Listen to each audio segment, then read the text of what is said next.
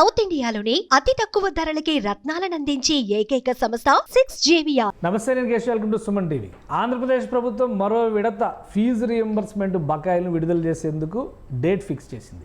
2-3 రోజుల్లో దీనికి సంబంధించి ఒక అమౌంట్ రిలీజ్ చేయాలని డిసైడ్ చేసింది. ఆల్రెడీ విపక్షం వైసీపీ 2 సార్లు అల్టిమేటం ఇచ్చి ఫీజు రీఎంబర్స్మెంట్ బకాయిలు విడుదలపైన పోరాటానికి సిద్ధమవుతున్నట్టుగా అనౌన్స్ చేసి వాయిదా వేసింది. ఈసారి ఎన్నికల కోడ్ని దృష్టిలో పెట్టుకుని వాయిదా వేస్తున్నట్టుగా చెప్పింది. సో మొత్తం మీద రాజకీయాలకు కేంద్రం అవుతుందనుకున్న ఫీజు రీఎంబర్స్మెంట్ వ్యవహారం ఎటువైపు మెలికలు తిరుగుతుంది, అసలు ఇంత బకాయిలు పేరుకుపోవడానికి కారణం ఏంటి, కూటమి ప్రభుత్వం వచ్చి 7 నెలలు గడిచినా విడుదల చేయలేని స్థితిలో ఉందా, జరిగిందేంటి ఒకసారి విశ్లేషించేటువంటి ప్రయత్నం చేద్దాం. మనతో పాటు అనలిస్ట్ సుబ్రహ్మణ్యం గారు ఉన్నారు. సుబ్రహ్మణ్యం గారు నమస్కారం. నమస్కారం సార్. ఫీజు రీఎంబర్స్మెంట్ గురించి చాలా చర్చ నడుస్తుంది. జగన్మోహన్ రెడ్డి గారు కూడా లండన్ నుంచి వచ్చిన వెంటనే దాని మీద ఆందోళన, 5వ తారీఖున ఫిబ్రవరి 5వ తారీఖున ఉద్యమ పదంలో ప్రతి ఇంటికి వెళ్ళాలి అనేటువంటి మాట చెప్పారు. సడన్గా వాయిదా వేశారు. రీజన్స్ ఓకే, ఎలక్షన్ కోడ్ ఉంది కాబట్టి, ఎమ్మెల్సీ గ్రాడ్యుయేట్స్ ఎలక్షన్ కోడ్ ఉంది కొన్ని జిల్లాల్లో. సో ఓవరాల్గా రాష్ట్రాన్ని దృష్టిలో పెట్టుకుని వాయిదా వేస్తున్నట్టుగా అనౌన్స్ చేశారు. ఇప్పుడు ఫీజు రీఎంబర్స్మెంట్ బకాయిలు విడుదల చేయబోతున్నారు. అసలు బకాయిలు ఎందుకు వచ్చినాయి, విడుదల చేసే పరిస్థితి, విడుదల చేయించుకునేందుకు డిమాండ్ చేయాల్సిన పరిస్థితి, విపక్షం ఏమో అల్టిమేటంలు ఇచ్చేటువంటి పరిస్థితి ఎందుకు వచ్చింది ఆంధ్రప్రదేశ్లో? అంటే వాళ్ళకి ఐడియా ఉంది సార్. యాక్చువల్గా గత 3 సంవత్సరాలుగా ఈ ఫీజు రీఎంబర్స్మెంట్కి సంబంధించి నిధులు విడుదల చేయలే. సో వాళ్ళకి తెలిసి ఇదొకటి బాకీ ఉంది, వీళ్ళు వచ్చినారు, మనకి ఇదొక రాజకీయంగా ఒకటి దొరకతుందని చెప్పేసి చూసినారు. ఆల్రెడీ కూటమి ప్రభుత్వం వచ్చిన తర్వాత 800 కోట్ల బకాయిలు ఆల్రెడీ రిలీజ్ చేసినారు. మళ్ళీ ఇప్పుడు 500 చిల్లర కోట్లకు గాను 216 కోట్లు ఇప్పుడు రిలీజ్ చేయడానికి ఆల్రెడీ డెసిషన్ తీసుకున్నారు ఇమ్మీడియట్గా. సో ఒక్కటి ఇక్కడ గమనించాల్సింది ఏంటి అంటే, ఆల్రెడీ వాళ్ళు బకాయిలు పెట్టినారు 3 సంవత్సరాలు. వచ్చిన తర్వాత ఒక 800 కోట్లు ఆల్రెడీ రిలీజ్ చేసినారు. ఓకే, ఇంకా ఒక 500 చిల్లర కోట్లు ఉండదన్నమాట రిలీజ్ చేయాల్సింది. 570 కోట్లు రిలీజ్ చేయాల్సింది ఇంకా ఉంది. అంటే ఆ లెక్కను చూస్తే రిలీజ్ చేసిన 800 కోట్లు, పెండింగ్లో ఉన్న 788 కోట్లు లెక్కేసుకొని చూస్తే మొత్తం 1600 కోట్లు ఇంచుమించు 3 సంవత్సరాలు 1600 కోట్లు చంద్రబాబు నాయుడు గారి హయాం నుంచి పెండింగ్లో ఉన్నాయా? లాస్ట్ 5 ఇయర్స్, లాస్ట్ ఒక 3 ఇయర్స్ నుంచి 4 ఇయర్స్ నుంచి అని చెప్పి తెలుస్తుంది యాక్చువల్గా. అంటే వాళ్ళు ఇవ్వాల్సింటే ప్రభుత్వ హయాంలోనే పెండింగ్ ఉన్నట్టు, వాళ్ళు ఆపేసినట్టువే సార్. వాళ్ళ టైంలో వాళ్ళు ఇవ్వాలి. సక్రమంగా చేసామని చెప్తున్నారు కదా వైసీపీ నాయకులు. జగన్మోహన్ రెడ్డి గారు ఉన్నంతకాలం సక్రమంగా రిలీజ్ అయినాయి, సకాలంలో రిలీజ్ అయినాయి ఫీజు రీఎంబర్స్మెంట్. కూటమి ప్రభుత్వమే కుట్ర చేసింది అంటున్నారు. అలాంటిది అంటే వీళ్ళు వచ్చి ఒక అకాడమిక్ ఇయర్ కూడా పూర్తి కాలేదు కదా సార్. వీళ్ళు వచ్చింది మన జూన్లో వచ్చినారు కదా. ఈ జూన్లోనే కదా వచ్చింది, ఈ జూన్లోనే కదా వచ్చినారు. ఇప్పుడు ఈ జూన్ నుంచి నెక్స్ట్ ఇదైతే ఒక అకాడమిక్ ఇయర్ పూర్తి అవుతుంది. ఈ అకాడమిక్ ఇయర్ పూర్తి కాకుండా రిలీజ్ చేసే సందర్భం ఏమంటుంది, ఒకవేళ రిలీజ్ చేయాలని అన్ని కోట్లు బకాయిలు ఆడి నుంచి వస్తాయి. అలాంటప్పుడు ఆల్రెడీ 800 కోట్లు ఎట్ రిలీజ్ చేసినారు వాళ్ళు. సో ఆల్రెడీ బాకీ ఉన్నటువంటి ఫీజు రీఎంబర్స్మెంట్కి సంబంధించి ఆల్రెడీ 800 కోట్లు రిలీజ్ చేసినారు. మళ్ళీ ఇంకొక 700 చిల్లర ఉంటే దాంట్లో ఇప్పుడు 216 కోట్లు రిలీజ్ చేస్తామంటున్నారు. సో అది జరుగుతుంది. ఇప్పుడు ఒకటే సార్ వీళ్ళు ఆలోచించాల్సింది ఏంటంటే, ఇప్పుడు ఈ ప్రభుత్వం వచ్చిన తర్వాత గత 7 నెలలుగా చూసినామంటే ఇంచుమించు ఒక 6 లక్షల కోట్ల పెట్టుబడులు, 4 లక్షల చిల్లర మందికి ఉద్యోగాలు, అన్ని పెద్ద పెద్ద కంపెనీలు రావడము, ఒక జియోగ్రఫీ వైజ్ వచ్చి ఎలాంటి ఇండస్ట్రీ ఎక్కడొస్తే బాగుంటుంది అని చెప్పేసి చేస్తున్న ప్రయత్నం అది. ఈ సమయంలో ఆ అభివృద్ధికి సంబంధించి వీళ్ళకి ఎక్కడా అవకాశాలు దొరకట్లేదు. ఓకే, కానీ ఏదో ఒకటి రాజకీయం చేయాలి. వీళ్ళకి అవగాహన ఉన్న రాజకీయానికి ఉపయోగపడే వస్తువు ఏంది, ఫీజు రీఎంబర్స్మెంట్. ఎందుకంటే వాళ్ళే ఇవ్వలేదు కాబట్టి వాళ్ళకి తెలుసు అది. అంటే మీ రివర్స్ అయింది కదా, అది మీరు ఇవ్వకుండా ఏంది రోడ్డు మీదకి వస్తారంటే రేపు జనానికి మాత్రం స్ప్రో ఉన్నదా? ఇది ఎట్లుంటుందంటే తెలుగులో ఒక సామెత ఉంది, లేపి తన్నించుకున్నట్టు ఉంటుంది సార్. ఇది వాళ్ళకి తెలుసు. కొంచెం టైం ఇచ్చి చేస్తే వాళ్ళు చేస్తారు. ఇప్పుడంటే దీన్ని ఏదైనా రాజకీయానికి వాడుకుందామని చెప్పేసి, ఒకవేళ సీరియస్గా దీన్ని కన్సర్న్తో చేయాలనుకుంటే ఈ పాటికి ఎప్పుడో చేసుంటారు సార్ వాళ్ళు. ఎన్నిసార్లు వాయిదా పడి ఉండదు అది. సో ఆందోళన అంటే మధ్యలో కొన్ని చేశారు కదా, రైతుల కోసం ఆందోళన ఇట్లాంటివి చేశారు కదా. ఇవాళ విజయవాడలో కూడా ఎవరో వాలంటీర్ ఉద్యోగం, మళ్ళీ వాలంటీర్ల వ్యవస్థ పెట్టడానికి పెట్రోల్ పోసుకున్నాడు. ఇదంతా రాజకీయాలకు సంబంధించినట్టు సార్. రీసెంట్గా కూడా మొన్న చంద్రబాబు నాయుడు గారు ఎక్కడ ఉంటే అది 6 గ్యారంటీలు ఇవ్వలేదని ఒక కుర్రాడు గోల్ చేస్తున్నాడు అనమాట మీటింగ్లో. 6 గ్యారంటీలు అంటే ఇప్పుడు ఇంతకుముందు 5 సంవత్సరాల్లో చేసినటువంటి పరిపాలన అంత ఘోరంగా ఉంది. ఆర్థికంగా ఎంత కుంటుపడిపోయిందంటే అంత కుంటుపడిపోయింది. ఆఖరికి గవర్నమెంట్ ఆస్తులు తనఖా పెట్టి అప్పులు తీసుకురావాల్సిన పరిస్థితి. దానికి కూడా డబ్బులు ఇవ్వడానికి ఎవరు ముందరకు రాలా. క్రెడిట్ హెల్త్ స్కోరు సిగ్నిఫికెంట్గా కింద పడిపోయినటువంటి సిచ్యువేషను. అలాంటి సమయంలో గవర్నమెంట్ బిల్డింగ్స్, గవర్నమెంట్ ల్యాండ్స్ అన్నీ కుదవబెట్టి తెస్తున్నటువంటి సిచ్యువేషన్లో గత 5 సంవత్సరాలు ఆంధ్రప్రదేశ్ రాష్ట్రాన్ని తీసుకెళ్ళి ఆ విధంగా ఘోరంగా వదిలినారు కాదు వదిలించినారు అనుకోండి, జనాలు వదిలించుకున్నారు. కానీ అంటే మరి 5 ఏళ్ల పరిస్థితి తెలుసు కదా, తెలిసే హామీలు ఇచ్చారు కదా, సూపర్ 6 అమలు చేస్తామని, ఇప్పుడు ఎక్కడన్నా వీళ్ళు చేయమని వ్యూహం అమలు చేస్తామని. కరెక్ట్ సార్, ఇప్పుడు ఎక్కడన్నా వీళ్ళు చేయమని చెప్తున్నారా? ఇప్పుడు వచ్చిన తర్వాత ఫస్ట్ ఒకటి గుర్తుపెట్టుకోవాల్సింది, ఫేజ్ మేనర్లో ఒక్కోటి చేసుకుంటా పోతున్నారు. పూర్తిగా ఏది కానీ చేయకుండా ఉంటే ఖచ్చితంగా అడగాల్సిన అధికారం ఉంది, బాధ్యత ఉంది. వచ్చిన వెంటనే సామాజిక పింఛన్లు పెంచుతామన్నారు, వాటన్నింటిని పెంచినారు. కొంచెం అంటే 6 గ్యారంటీస్ సంబంధం కాకుండా అన్నా క్యాంటీన్లు పెడతామన్నారు, 200 చిల్లర. అది కూడా అందులో భాగమే, 6 గ్యారెంటీస్లో భాగం. అది కూడా అన్నా క్యాంటీన్లు 200 చిల్లర క్యాంటీన్లు పెట్టినారు. ఎంతో మందికి 5 రూపాయలకు భోజనం పెడుతున్నారు. తర్వాత దీపం పథకం కింద 3 సిలిండర్లకు సంబంధించి 800 కోట్లు దానికి సంబంధించి కేటాయించినారు. ఇప్పుడు అది స్టార్ట్ అయ్యింది. తర్వాత వచ్చేసి ఇప్పుడు తల్లికి వందనం పథకం గురించి జూన్ జూలైకి అంతా ఇంట్లో ఎంతమంది ఉంటే అంతమందికి ఇవ్వాలా, దానికి సంబంధించిన కార్యాచరణ రెడీ చేయమని చెప్పేసి మన మీటింగ్లో సీరియస్గా చెప్పడం జరిగింది. వీళ్ళు వచ్చి 1 year కూడా కాలేదు కదా సార్. ఆ రకంగా తీసుకుంటే అప్పుడు 5 సంవత్సరాల ప్రభుత్వంలో 4 సంవత్సరాలే ఇచ్చినారు తల్లికి వందనం. అది అమ్మఒడి 5 సంవత్సరాలు ఇవ్వలేదు. వీళ్ళు ఇప్పుడు ఇస్తామంటున్నారు. తర్వాత దానికి సంబంధించి రైతు భరోసాకు సంబంధించి కూడా సెంట్రల్ గవర్నమెంట్ ఇచ్చే దాంతోపాటు 20,000 రూపాయలు దాన్ని ఇవ్వడానికి కూడా జూన్ జూలైకి రెడీ చేయమని చెప్తున్నారు. ఇప్పుడు కొన్ని 6 గ్యారంటీలో పూర్తి చేసినారు. ఉచిత బస్సు ఉగాదికి స్టార్ట్ చేస్తామని చెప్తున్నారు. సో ఇప్పుడు కొన్ని చేసినారు, కొన్నిటికి టైం లైన్స్ పెట్టుకున్నారు. ఈ 1 yearలో అన్న చేయకపోతే ఖచ్చితంగా, ఇప్పుడు చేయకపోతే వీళ్ళే అరవాల్సిన అవసరం లేదు సార్, ప్రజలే బుద్ధి చెప్తారు. కొంచెం ఓపిక పట్టాలి కదా. కానీ ప్రయారిటీస్ ఉంటాయి కదా. ఇప్పుడు రాష్ట్రం నాశనం అయిపోయింది, అన్ని రకాలుగా అభివృద్ధికి సంబంధించి ఆదాయం లేదన్నప్పుడు ఫస్ట్ దాని మీద ఫోకస్ చేయాలి. తర్వాత క్రమంలో ఇది చేసుకుంటా రావాలా. చంద్రబాబు నాయుడు గారు క్లియర్గా చెప్తున్నారు, రాష్ట్ర పరిస్థితి బాగలేదు, అయినప్పటికీ ఏ రకంగా చేసి మేము ఇచ్చిన 6 గ్యారెంటీలు చేస్తామని చెప్పి పదే ఆయన చెప్తున్నాడు. ఆయన ఏదన్నా ఇప్పుడు రాష్ట్ర పరిస్థితి బాగలేదు, మీరు కొంచెం అర్థం చేసుకోవాలని చెప్తే వెంటనే వీళ్ళు అదిగో చేతెత్తేసినాడు, ఈట్లేదు, పరిస్థితి బాగాలేదని చెప్పేస్తున్నాడు, ఇంక ఇవ్వడు అని ప్రాపగండా. తొందరపడిపోతున్నారు. వాళ్ళు చేస్తున్నారు. కానీ ఇక్కడ ఏంటంటే కూటమి ప్రభుత్వం వీళ్ళు చేస్తానే ఉంటారులే, మనం ఫీజిబిలిటీ చూసి చేసుకుంటా పోదాం 1 by 1 అని చెప్పేసి చిత్తశుద్ధితో పోతా ఉండరు వాళ్ళు. సో ఇది కూడా ప్రజలు గమనిస్తారు. ఇప్పుడు వీళ్ళు ఎలా చూస్తున్నారంటే రాజకీయం చేయడానికి ఏదన్నా దొరకకపోతాదా అని ఎదురు చూస్తున్నారు. మొదట్లో రెడ్ బుక్ అని మాట్లాడి ఇప్పుడు రెడ్ బుక్ సంగతి మర్చిపోయినారు. ఆయన రెడ్ బుక్ చెప్పిన సారాంశం వేరు, వీళ్ళు దాన్ని ఇంటర్ప్రిట్ చేసి జనాలను మభ్య పెట్టాలని చూసిన విధానం వేరు యాక్చువల్గా. ఆ తర్వాత పథకాలు ఇవ్వట్లేదు అంటున్నారు. సో దేనికైనా సరే టైం లైన్స్ ఉంటాయి సార్. ఎందుకంటే రాష్ట్ర పరిస్థితి బాగాలేనప్పుడు దాన్ని కొంచెం గాడులో పెట్టుకొని పోవడం, ప్రయారిటీస్ ఉంటాయి. ఏది ప్రయారిటీ అనేది ప్రయారిటీస్ ఉంటాయి. ఆ ప్రయారిటీస్ చేసుకుంటూ పేదవాళ్ళకి ఇచ్చినటువంటి ప్రామిస్లు కూడా చేసుకుంటూ పోవాలి. ఒకవేళ ఇప్పుడు వీళ్ళు ప్రామిస్ చేయకపోతే అదే ప్రజలకు బుద్ధి చెప్తారు రేపు. అప్పుడు ఇంకోటి అనుకుందాం సార్, అప్పుడు ఉచితాలు ఇచ్చినారు, బాగా ఇచ్చినారు, నో డౌట్, ఫుల్ అదే చేసినారు. మరి ఎందుకు 11 సీట్లు ఇచ్చినారు వాళ్ళకి?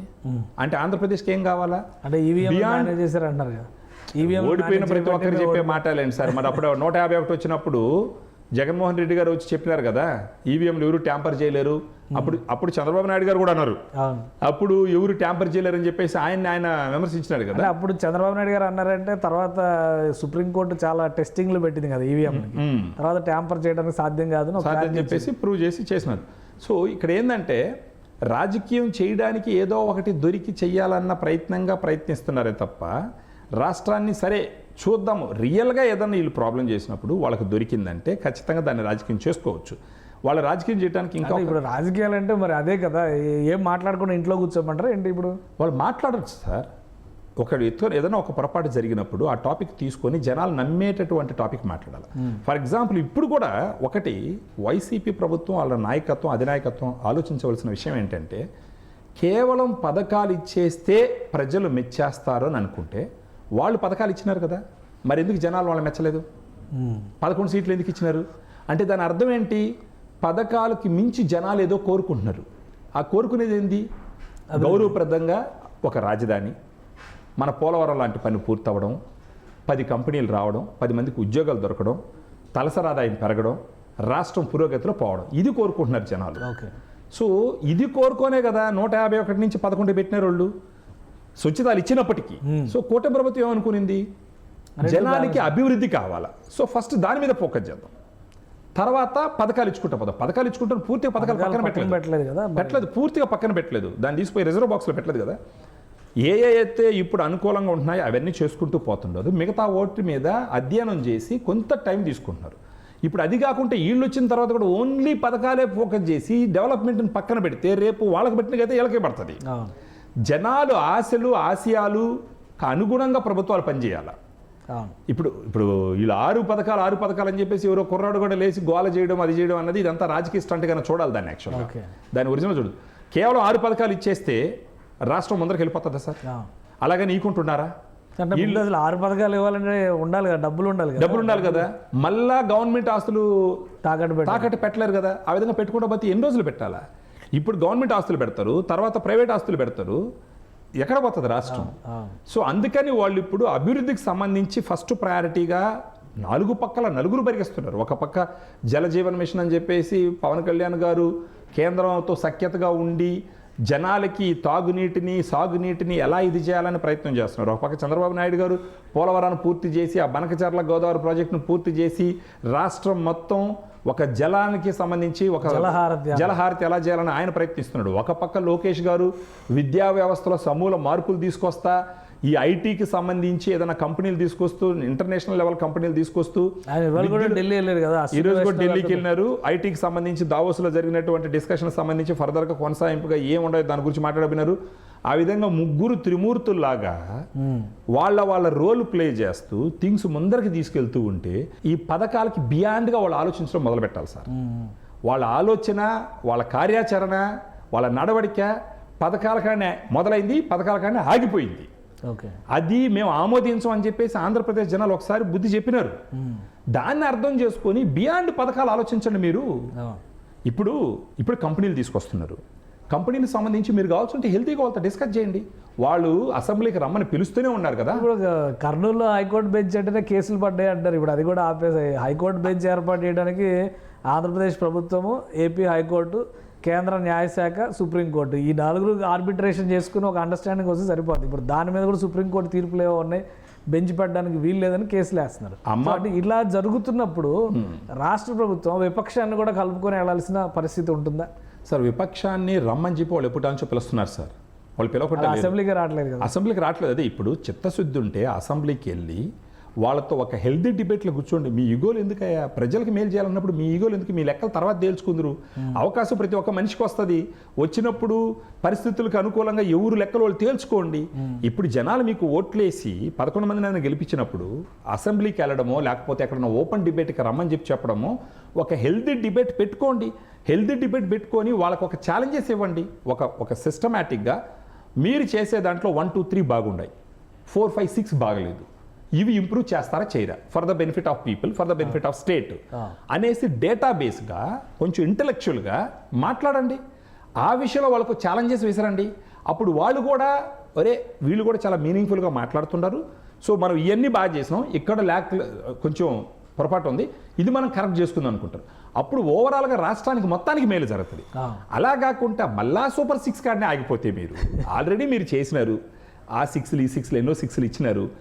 బౌండరీ కొట్టారు. జనాలు బౌండరీ ఏంటి సార్, అడ్రస్ లాగా కొట్టినారు. 151 ఎక్కడ మధ్యలో 5 ఎత్తేసి ఆ 2 పక్క జరిపినారు. ఇప్పటికన్నా సంస్థాగతంగా వాళ్ళకున్న ఆలోచన విధానం ఏంటి, వాళ్ళ పార్టీ ఫిలాసఫీ ఏంటి అనేది వాళ్ళు బ్రెయిన్ స్టార్మ్ చేసుకొని ఓకే మనం ఇంత పథకాలు ఇచ్చినప్పటికీ జనాలు మనల్ని దూరం పెట్టినారు అంటే జనాలు పథకాలకు మించి ఎదురు చూస్తున్నారు. ఇంకొకటి మన టైంలో రౌడీజం పెరిగింది లేదా ఇది దోపిడీ పెరిగింది అని వాళ్ళు అంటున్నారు. అది ఎంతవరకు భూ కబ్జాలు పెరిగినాయి. కానీ అంటే ఒకటి ఇప్పుడు జగన్మోహన్ రెడ్డి గారు ఒక ఫిలాసఫీ అప్లై చేశారు. వెల్ఫేర్ స్కీమ్స్ పెడితే చాలు అనే ఫిలాసఫీ. ఎలక్షన్స్ లో ఓడిపోవడం అంటే ఆ ఫిలాసఫీ రిజెక్ట్ అయినట్ట లేదా మళ్ళీ దాన్నే తీసుకొచ్చి వీళ్ళని నెత్తి మీద రుద్దే ప్రయత్నం జరుగుతున్నట్ట. ఎందుకంటే ఇప్పుడు కూటమి ప్రభుత్వం 2 కాంబినేషన్ బండికి 2 చక్రాలు అనే మాట చెప్పారు. ఆ ప్రయత్నం వాళ్ళు చేస్తున్నారు. మళ్ళీ వీళ్ళు ఫిలాసఫీ తీసుకొచ్చి పథకాల దగ్గరే మాట్లాడితే వాళ్ళు పద్ధతి మార్చుకోలేదా లేదా మేము పట్టుకున్న కుందేలకి 2 కాళ్ళు ప్రయత్నం జరుగుతుంది. అలాంటి ఒక ఏంటంటే సార్ ఎలా చెప్పాలంటే ఏదో చెప్తారు ఒక హిట్లర్ మనస్తత్వం ఉన్నటువంటి ఆలోచన విధానంగానే ఏ పార్టీకైనా మంచిది కాదు. అది రాజకీయ పార్టీగా మనుగడ సాధించాలన్నా ప్రజలకు సేవ చేయాలన్నా పరిస్థితులు తగ్గట్టు మార్పులకు సంబంధించినట్టు ఒక పాదరసం లాగా మార్చుకోగలిగినటువంటి శక్తి ఉండాలి వాళ్ళకి. సాక్షులుగా ప్రజలు తీర్పు మేరకి వాళ్ళ ఆశయాలు వాళ్ళ ఆశల మేరకి మనల్ని మనం మౌల్డ్ చేసుకుంటూ వాళ్ళకి మేలు చేసే డైరెక్షన్లో పోవాలా. ఆల్రెడీ చెప్పినారు ప్రజలు మీరు ఇచ్చే పథకాలు మాకు I okay but we want something more అని చెప్పేసి. ఆ సమయంలో ఆ సంథింగ్ మోర్ ఏంటంటే వాళ్ళకే తెలుసు అది వాళ్ళు ఏం నెగ్లెక్ట్ చేసినారో దాన్ని హై ప్రయారిటీగా కూటమి ప్రభుత్వం తీసుకునింది. ఇప్పటికి కూడా వాళ్ళు ఏదన్నా రాజకీయం చేయాలన్నా రసాబస చేయాలన్నా వాళ్ళకి తెలిసింది ఒక్కటే సార్, ఆ పథకాలు ఎంతమందికి ఇస్తున్నారు? 1,60,00,000 మంది అన్నారు అప్పట్లో లబ్ధిదారులు. మిగతా 3.5 కోటి మందికి ఏది కావాలా? మిగతా 3.5 ఫీజు రియంబర్స్మెంట్ అనేది ఆల్రెడీ ఫేజ్డ్ మేనర్లో రిలీజ్ చేస్తున్నారు. ఇప్పుడు ఒక 216 కోట్లు రిలీజ్ చేస్తే అవును, ఇప్పుడు ఫీజు పోరు ఉద్యమాలు కూడా సమస్య ఇప్పటికే వాళ్ళే వాయిదా వేసుకున్నారు. ఇప్పుడు వీళ్ళు రిలీజ్ చేస్తే అసలు చేయాల్సిన మార్చి 12కి చేస్తా ఉంటున్నారు కదా. అవును, వీళ్ళు ఏదైనా చెయ్యాలంటే కొంచెం బ్రెయిన్ స్టార్మ్ చేసి ఒకవేళ కూటమి ప్రభుత్వంలో లోపాలు ఉంటే ఖచ్చితంగా చెప్పాల్సిన బాధ్యత ఉంది. వాళ్ళకి కూడా ఒక 40% ఓటు శాతం ఉంది, వాళ్ళ మీద ఆ బాధ్యత ఉంది. సో పార్టీని బలోపేతం చేసే విధంగా ఎప్పుడు పార్టీ బలోపేతం అవుతుంది? ప్రజల కోసం పనిచేసినప్పుడు, పర్సనల్ అజెండా కోసం పనిచేసినప్పుడు కాదు. వాళ్ళు ఏం చేసినా తప్పని చెప్పే ఆ ధోరణి మారకపోతే సార్, ఇప్పుడు మనం ఉండేది యూట్యూబ్ యుగంలో. ప్రపంచం మొత్తం చేతుల్లో ఉంటుంది. కర్లో దునియా ముత్తి మేన్ అనేసి ఎట్టయితే రిలయన్స్ వాళ్ళు పెట్టినారో ప్రపంచం మొత్తం చేతుల్లో ఉంది. ఎక్కడ ఎవడు ఏం కూర్చొని అన్ని చూస్తాడు, వాడు విచక్షణతో పనిచేసి నిర్ణయం తీసుకుంటాడు. జనాలు అంత తెలివైన వాడు, విచక్షణతో ఓట్లు వేసిన వాళ్ళే కదా ఈడ్చుకొట్టింది. అవును, అప్పుడు దాకా వాళ్ళు ఒక వై నాట్ 175 అన్నటువంటి ఒక సూడో బిలీఫ్ నుంచి జనాలు ఇచ్చిన షాక్తో అవసరమైతే సమూలంగా మార్పులు తీసుకురావాలి. ఆలోచన విధానాన్నే మార్చాలి వాళ్ళు. ఒక మంచి పొలిటికల్ స్ట్రాటజిస్ట్ని పెట్టుకొని జనాలకు అనుగుణంగా ఇక్కడ దాకా తీసుకొచ్చి మళ్ళీ స్ట్రాటజిస్టులు అంటారండి. స్ట్రాటజిస్టులు ఉంటే అలా ఉంటుందని నేను అనుకోను సార్. యాక్చువల్గా చూడ, ఇప్పుడు ఒకటి కూడా ప్రతిపక్షం అనేది ఉండాలా, అసెంబ్లీకి పోవాలా, ఒక డేటాబేస్గా వాళ్ళని ఎరకన పెట్టే క్వశ్చన్లు వేయాలా, దానికి ఫర్దర్గా వాళ్ళు ఇంప్రూవ్ అవ్వాలా. ఈ ఎంటైర్ గేమ్లో రాష్ట్రం బెనిఫిట్ అవుతుంది, ప్రజలు బెనిఫిట్ అవుతారు. ఆ డైరెక్షన్ వీళ్ళు వర్క్ చేసినారంటే అప్పుడు వీళ్ళు పెట్టిన ప్రెషర్లో వాళ్ళు కొన్ని చేస్తే అప్పుడు మీడియా ముందుకు వచ్చి మేము గాన దీంట్లో ఇంటర్వ్యూన్ కాకపోతే వీళ్ళు ఈ మంచి మీకు చేసి ఉండరు. So this credit should come to us, you people have to recognise this అన్నట్టుగా వీళ్ళని ప్రొజెక్ట్ చేసుకోగలిగితే ఖచ్చితంగా over a period of time కొంత వాళ్ళకి మేలు జరుగుతుంది. అలా కాకుండా ఇదే విధంగా సూపర్ 6 కానీ ఆగిపోయినారంటే ఈసారి సింగిల్ రన్ కూడా తీయలేరు సార్. అది కొంచెం ఆలోచించుకోవాలి. కొంచెం అంటే రాజకీయాలు ఇంకా 5 సంవత్సరాలు చేసుకోవడానికి, లాస్ట్ 2 సంవత్సరాలు కూడా రాజకీయాలు చేసుకోవచ్చు. వీళ్ళకి కావాల్సినంత స్టఫ్ కూడా దొరుకుతుంది ఆ సమయానికి. సో ఈ లోపల ఏంటంటే కొంచెం జనాలకి మేలు చేసే విధంగా ప్రయత్నిస్తే కొంచెం బాగుంటుంది. రైట్. థ్యాంక్ యూ సుబ్రహ్మణ్యం గారు విశ్లేషణ అందించినందుకు. ఇదే ఫీజు రీయింబర్స్మెంట్కి సంబంధించి పెండింగ్ బకాయిల్ని రిలీజ్ చేసేటువంటి ప్రయత్నం ఆంధ్రప్రదేశ్ ప్రభుత్వం చేస్తుంది. ఢిల్లీ పర్యటనకు వెళ్తున్నటువంటి నారా లోకేష్ ఇప్పటికే ఇన్స్ట్రక్షన్స్ ఇచ్చారు. 216 కోట్ల రూపాయలని ఈ 2-3 రోజుల్లో ఫీజు రీయింబర్స్మెంట్కి సంబంధించినటువంటి కాలేజీలకి ఏపీ సర్కార్ రిలీజ్ చేయబోతుంది. ఇక వైసీపీ చేపట్టినటువంటి ఫీజు పోరు ఎలక్షన్ కోడ్ నేపథ్యంలో మార్చి 12వ తేదీకి వాయిదా వేసింది. గతం నుంచి ఉన్నటువంటి పెండింగ్ బకాయిల్నే ఇప్పుడు క్లియర్ చేస్తున్నటువంటి నేపథ్యంలో అసలు వైసీపీ అనవసరమైనటువంటి ఈ ఆందోళన కార్యక్రమాలు చేయడం వల్ల పొలిటికల్ ఇమేజ్ని కూడా పోగొట్టుకునే పరిస్థితుల్లోకి వెళ్తుందని సుబ్రహ్మణ్యం గారు విశ్లేషిస్తున్నారు. ఇది స్పెషల్ డిస్కషన్. Keep watching.